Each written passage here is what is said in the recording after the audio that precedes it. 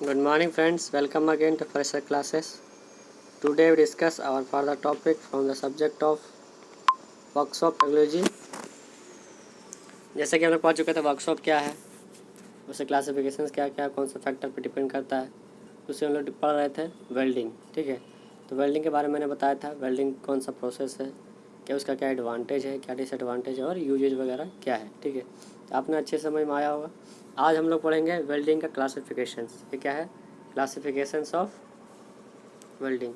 ठीक है, तो क्लासिफिकेशन में देखिए ये आपको हर स्टैंडर्ड बुक में मिलेगा। तो वेल्डिंग बेसिकली दो टाइप का डिवाइड किया गया है। ठीक है, पहला प्रेशर वेल्डिंग और दूसरा नॉन प्रेशर वेल्डिंग। ठीक है, प्रेशर वेल्डिंग को हम क्या बोल सकते हैं, फोर्ज वेल्डिंग भी बोलते हैं और फ्यूजन वेल्डिंग भी बोलते हैं। ठीक है, नॉन प्रेशर को फ्यूजन वेल्डिंग और प्रेशर वेल्डिंग को फोर्ज वेल्डिंग। ठीक है, अब बात आती है इसमें फिलर मटेरियल यूज़ कर रहे हैं या नहीं कर रहे हैं। तो प्रेशर वेल्डिंग में विदाउट फिलर मटेरियल और नॉन प्रेशर वेल्डिंग में विथ फिलर मटेरियल। ठीक है, अब दूसरी बात आती है, फिलर मटेरियल तो हो गया, अब यहाँ पे हीट का जो सोर्स है हम लोग उसको हीट कहाँ से कर रहे हैं। ठीक है, हीट क्रिएटेड बाय, किसके द्वारा हम हीट क्रिएट कर रहे हैं, इलेक्ट्रिसिटी से, गैस से। तो हीट कहाँ से हमारा क्रिएट हो रहा है उस बेस के बेसिस पे हम लोग मेनली क्लासीफाई करते हैं। ठीक है, तो हीट कहाँ से हम लोग डेवलप कर रहे हैं, सबसे पहला ब्लैक स्मिथ।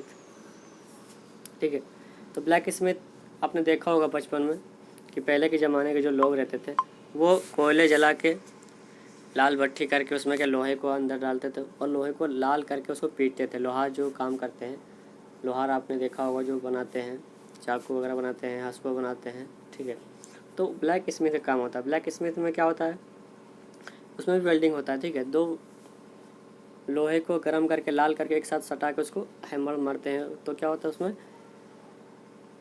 अपने आप वो हीट होने के कारण जुड़ जाता है। ठीक है, तो वो ब्लैक स्मिथ का बहुत पुराना ओल्ड हमारा वेल्डिंग का प्रोसेस। ठीक है, पहले भी जुड़ता था लेकिन ब्लैक स्मिथ से। ठीक है, अब हमारा लेटेस्ट आ गया है, लेज़र वेल्डिंग आ गया है, गैस वेल्डिंग आ गया है, आपने देखा होगा TIG MIG सब क्या लेटेस्ट में आ गया। ठीक है, तो हम लोग अभी क्या पढ़ रहे हैं, ब्लैक स्मिथ तो पहले के ज़माने का है। दूसरा क्या है, इलेक्ट्रिक रेजिस्टेंस करंट।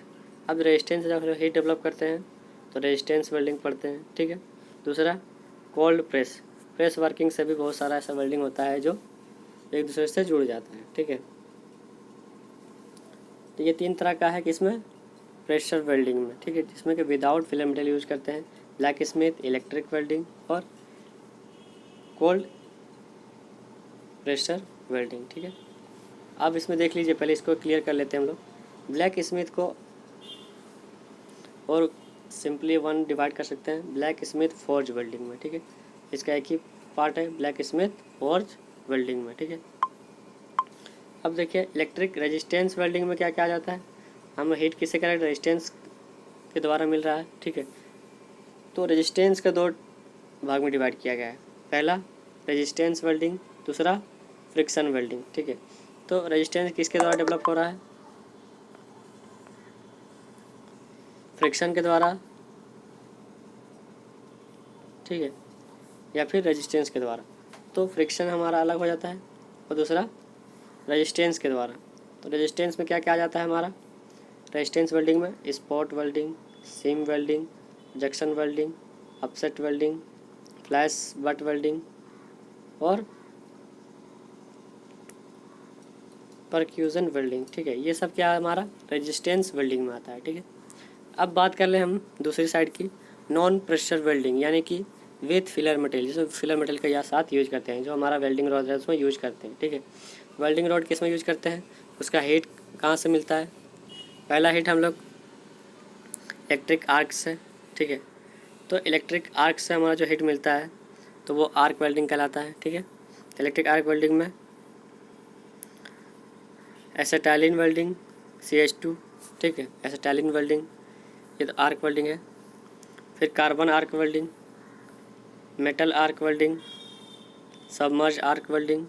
ठीक है, अब सबमर्ज आर्क वेल्डिंग में फिर दूसरा है इनर्ट गैस वेल्डिंग। अब इनर्ट गैस वेल्डिंग में भी क्या क्या आ सकता है, इनर्ट गैस कौन कौन सा यूज़ कर सकते हैं, tungsten inert gas welding TIG, metallic inert gas welding MIG। तो इनर्ट गैस में हमारा क्या होता है, दो टाइप का होता है, TIG और MIG, जो हमारा क्या इसको कहते हैं मॉडर्न वेल्डिंग बोलते हैं इसको, ठीक है। इसको क्या बोलते हैं मॉडर्न वेल्डिंग, ठीक है।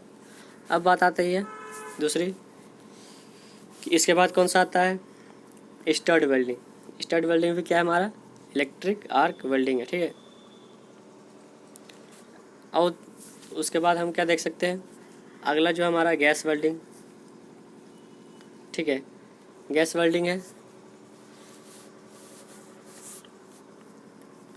गैस वेल्डिंग में आप लिख सकते हैं एक oxy acetylene welding, oxy acetylene, oxy acetylene gas welding, ठीक है।